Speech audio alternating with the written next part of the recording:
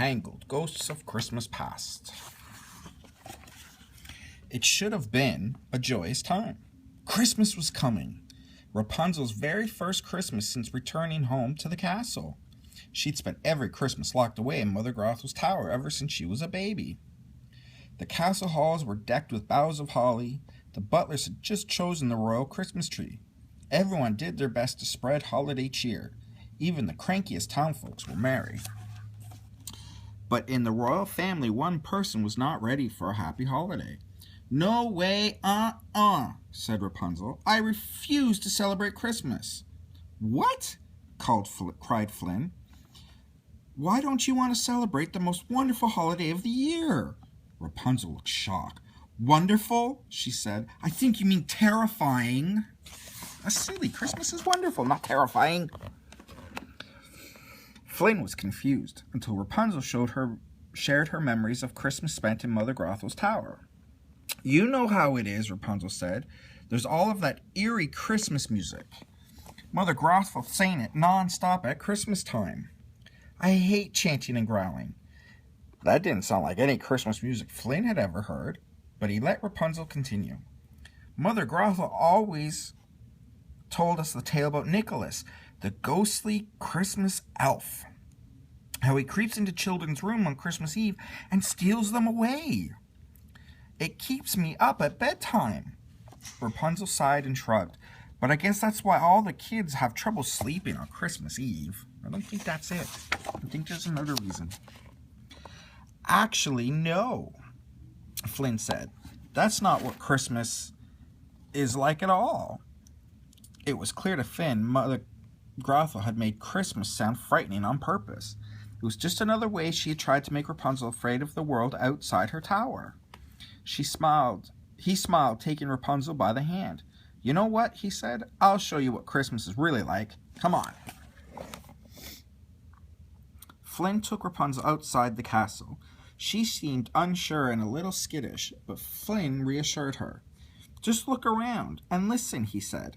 "Does this seem like a spooky holiday to you?" They passed a group of children singing Christmas carols. The sound was sweet and soothing. The words were all about hope and joy. It was like no Christmas music Rapunzel had ever heard.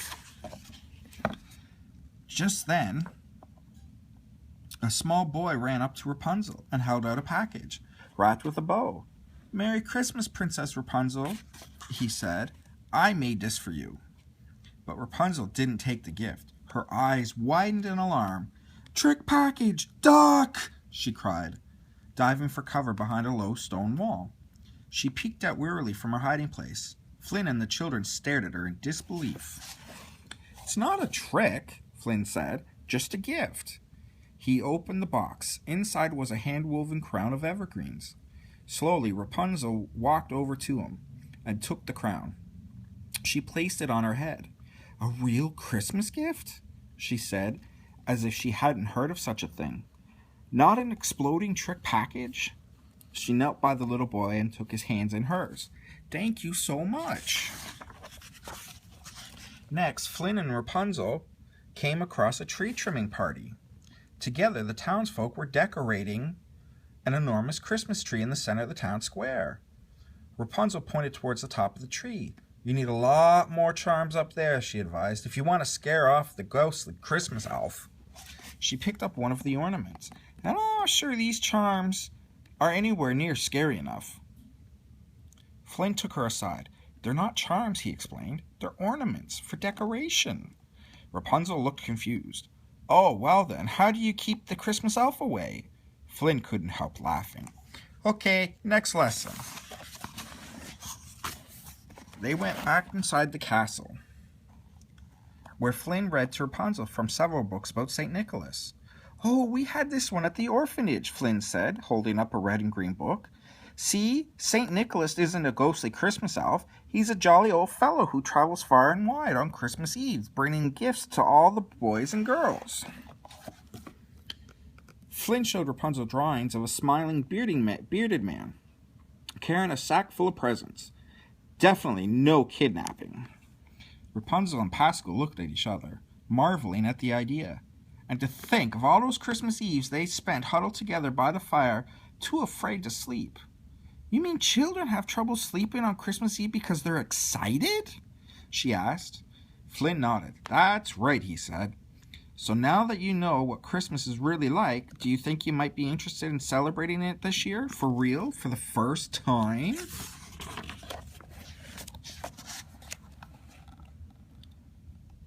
Rapunzel's face lit up. Yes, she replied, and she sprang into action. For weeks, Rapunzel lived and breathed Christmas, enjoying everything that the holiday season had to offer, everything she'd missed out on while living in the tower. In the castle kitchen, she helped bake dozens and dozens of cookies, Christmas cookies. She learned every word of every Christmas carol she'd ever heard before. She decked every undecked inch of hall with garlands and ribbon, and for the first time she made beautiful, not spooky, Christmas ornaments. Finally, she wrapped handmade gifts for each member of her family. She could hardly wait until Christmas to see them opened. By the time Christmas Eve arrived, Rapunzel was exhausted, but very, very happy. Her family gathered to celebrate around their Christmas tree. Rapunzel's father, the king, proposed a toast. For years, our hearts have not felt whole this time of year because an important part of them was missing. He smiled at Rapunzel. The queen raised her glass and added, But now, for the first time since you were born, Rapunzel, this holiday is a joyful one for all of us. Rapunzel couldn't agree more. Surrounded by her warm, loving family in front of the cackling fire, she could not imagine a better Christmas. Rapunzel sighed happily and flopped down next to Flynn on a cozy seatee. Thank you for all of this, she said. I should really be thanking you, Flynn admitted. You know, this is my first Christmas with a real family. All those years in the orphanage, I knew what Christmas was supposed to be like, but somehow never felt that merry until now. Flynn and Rapunzel sat together in front of the fire, waiting for Christmas to come. But before long, Rapunzel fell asleep. Flynn smiled. After all those spooky, sleepless Christmas Eves in the tower, Rapunzel had certainly earned a peaceful holiday, and it had been a wonderful Christmas Eve, and there would be many more like it for years to come. The end.